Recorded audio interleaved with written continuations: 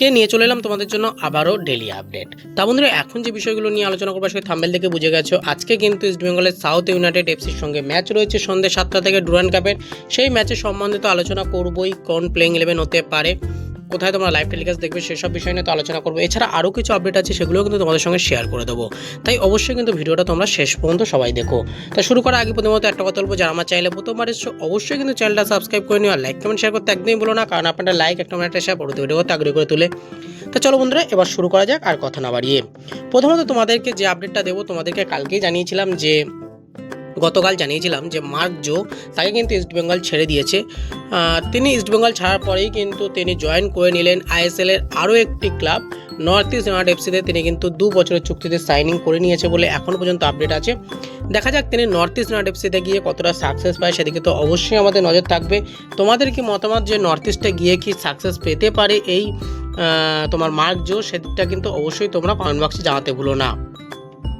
এরপরে যদি চলে আসি একটু পরবর্তী আপডেটে, সেটা হলো বন্ধুরা ইস্টবেঙ্গলের ষষ্ঠ বিদেশি নিয়ে। দেখো, ষষ্ঠ বিদেশি নিয়ে কাল থেকে একটা নামই খুবই ঘোরাফেরা করছে, যে নামটি হলো রাউল অ্যালকানিয়া।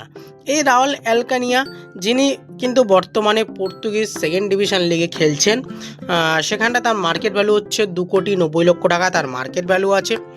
তিনি যে টিমের হয়ে খেলছেন সেই টিমের হয়ে কিন্তু 28টা টোটাল এই 25-26 মরশুমে 28টা ম্যাচ খেলেছেন। সেই 28টা ম্যাচ খেলে কিন্তু তিনি মাত্র 2টো গোল করেছেন।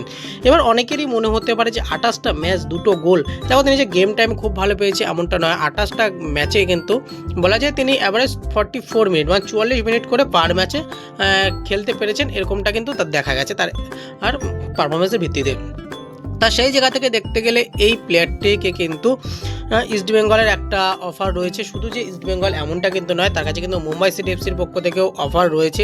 যদি সব কিছু ঠিকঠাক থাকে তাহলে কিন্তু তিনি ইস্টবেঙ্গলে আসতে চলেছেন। পেপার ওয়ার্কের কাজ মোটামুটি কম বেশি কিন্তু কমপ্লিট হয়ে গেছে বলে এখনও পর্যন্ত আমরা জানতে পেরেছি, বা আগামী গত দিন মার্কাস তিনি কিন্তু জানিয়েছেন, তোমাদেরকে সেটাও জানিয়েছিলাম যে এই প্লেয়ারটিকে নিয়ে কিন্তু ইস্টবেঙ্গলের অন্দরে অবশ্যই কথাবার্তা হয়েছে এবং প্রায় কথাবার্তা শেষের পর্যায়ে। সব কিছু ঠিকঠাক থাকলে তিনি কিন্তু মুম্বাই ছেড়ে কিন্তু আসতে চলেছে ইস্টবেঙ্গলে, কারণ মুম্বাইয়ে যেহেতু কথাবার্তা তিনি চালিয়েছিলেন সেই জন্য বললাম মুম্বাই ছেড়ে তিনি কিন্তু আসতে চলেছে ইস্টবেঙ্গলে। তার পারফরমেন্সের দিক থেকে দেখতে গেলে যে তিনি খুব ভালো প্লেয়ার এমনটা কিন্তু বলা যায় না, একটা অ্যাভারেজই প্লেয়ার। শুধুমাত্র তিনি কিন্তু সেন্টার ফরওয়ার্ড পজিশনেই খেলতে পারেন, আদারওয়াইজ অন্য কোনো পজিশনে কিন্তু তিনি সেরকমভাবে সচ্ছল নয়।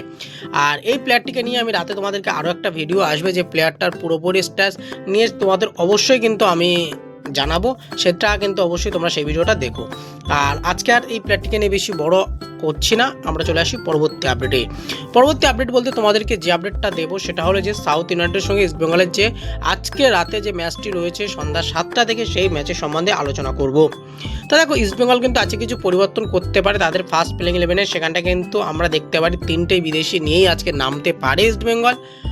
সেটা এবার পুরোপুরি কতটা ফুলফিল হবে সেটা তো সময় বলবে, কিন্তু এটুকুনি ধারণা করা যাচ্ছে যেহেতু এএফসির ম্যাচ রয়েছে 12 তারিখে, তার আগে ইস্টবেঙ্গলের কোচ অ্যান্টোনিও লোপেজ হাভাস তিনি কিন্তু পুরোপুরিভাবে প্লেয়ারগুলো সবাইকে ঝালাই ফালাই করে নিতে চাইছে। আজকে কিন্তু তার লাস্ট ম্যাচ এএফসি ম্যাচের আগে, তাই সেই জায়গা থেকে কিন্তু আজকের দিনেই তার পরীক্ষা নিরীক্ষা আজকেই শেষ করতে হবে।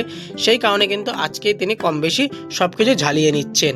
যদি সব কিছু ঠিকঠাক থাকে তাহলে কিন্তু আজকে 3টে বিদেশি কিন্তু মাঠে নামাতে পারে ইস্টবেঙ্গলের কোচ অ্যান্টোনিও লোপেজ হাভাস। এবার দেখো, স্ট্রেন্থে কথা বলতে গেলে ইস্টবেঙ্গল টিম অনেক দিনই অনুশীলন করেছেন, তারা মোটামুটিভাবে পুরোপুরি ফিট রয়েছে, প্রত্যেকটা প্লেয়ার তাদের মধ্যে ফিট রয়েছে। সেখানে সাউথ ইউনাইটেড তাদের একটা মনোবল দুর্বল হয়ে আছে, কারণ তারা কিন্তু তাদের গত ম্যাচটা মোহনবাগানের সঙ্গে খেলে 8-0 গোলে কিন্তু তারা ম্যাচটি পরাজয় স্বীকার করে। আর সেখান থেকে ইস্টবেঙ্গল কিন্তু তারা 8-0 সিআইএসএফকে হারিয়ে তারপরে কিন্তু এই ম্যাচটা খেলতে আসছে। তাই সেই জায়গা থেকে ইস্টবেঙ্গলের মনোবলটা অনেকটা হাই থাকবে। আর সেখান থেকে যদি আমরা একটু প্লেইং 11-এর কথা বলি, দেখো প্লেইং 11 4-2-3-1 ফরমেশনের টিম বানাতে পারে কোচ হাভাস।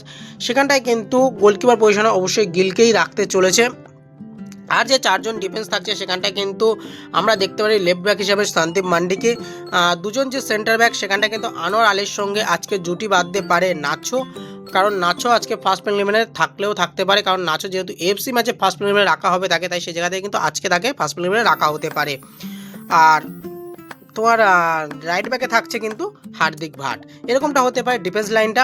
এরপর যদি চলে আসে আমরা একটু মাঝ মাঠের দিকে, তাহলে ডিফেন্সিভ মিডিয়াতে থাকছে কিন্তু জিকসান এবং রাশিদ।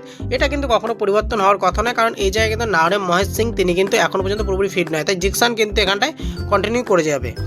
সেখানটায় কিন্তু এবার আমরা যদি আরও একটু উপরের দিকে চলে যাই, সেখানে কিন্তু আমরা অ্যাটাকিং মিডিও পজিশনে দেখতে পাই ড্যানি র্যামিরেজকে, রাইট ব্যাক হিসাবে আমরা দেখতে পারি বিপিনকে, লেফট ব্যাক হিসাবে দেখতে পারি আমরা পিভি বিষ্ণুকে, আর অবশ্যই আপফ্রন্টে কিন্তু আমরা এডমুন অথবা জেসেন্টিকে, এই দুজনকে কিন্তু আমরা দেখলেও দেখতে পারি, যে দুজনের মধ্যে যে কোনো একজনকে, এডমুন অথবা জেসেন্টিকে, দুজনকেই আমরা চান্সেস দেখতে পারি। হয়তো এডমুনকে ফার্স্ট লেভেলে লাভালেও সেকেন্ড হাফে কিন্তু আমরা জেসেন্টিকে দেখতে পারি, বা জেসেন্টিকে ফার্স্ট লেভেলে লাভালেও আমরা কিন্তু সেকেন্ড হাফে দেখতে পারি এই এডমুনকে। এরকমটা কিন্তু আজকে প্লেইং 11টা হতে পারে।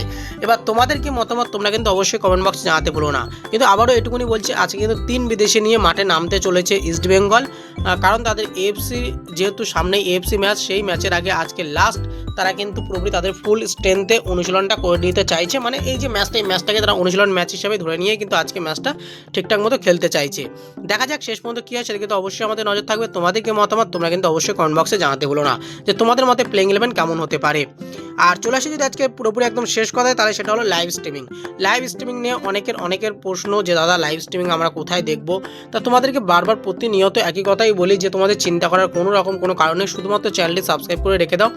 ঠিক ম্যাচের সময় কিন্তু আমি তোমাদের ফ্রি লাইভ লিঙ্ক দিয়ে দেবো। হয়তো 2-5 মিনিট লেট হতে পারে, কারণ সেটাও তো আমাদের কালেক্ট করতে হয়, তাই সেই কারণে কিন্তু হয়তো 2-5 মিনিট লেট হতে পারে, কিন্তু তোমাদেরকে আমি লাইভ লিঙ্ক প্রোভাইড করে দেবো। সেই নিয়ে পুরোপুরি নিশ্চিন্তে তোমরা থাকতে পারো। তোমরা সোশ্যাল মিডিয়া পেজেও ফলো করে নিতে পারো, সেখানটা কিন্তু তোমাদের লাইভ লিঙ্ক আমি দিয়ে দেবো। তাই সেই জায়গা থেকে এটুকুনি বলবো যে তোমরা শুধুমাত্র চ্যানেলটিকে সাবস্ক্রাইব করে রেখে দাও, তোমাদের লাইভ লিঙ্ক তোমরা পেয়ে যাবে। আর যারা টিভিতে দেখবে তারা তো সোনি 10 কিন্তু দেখতেই পারবে, আর যারা সাবস্ক্রিপশন মারা যাদের সোনি লিভে, তারা সোনি লিভে দেখতেই পারবে। তা চলো বন্ধু, আজকে ভিডিওটা এইটুকুনি। যাদের ভালো লাগছে লাইক কমেন্ট শেয়ার করো, আর অবশ্যই চ্যানেলটা সাবস্ক্রাইব করে পাশে থাকা বেল আইকনটি ক্লিক করে নিও। ধন্যবাদ বন্ধুরা, ভালো থেকো, সুস্থ থেকো।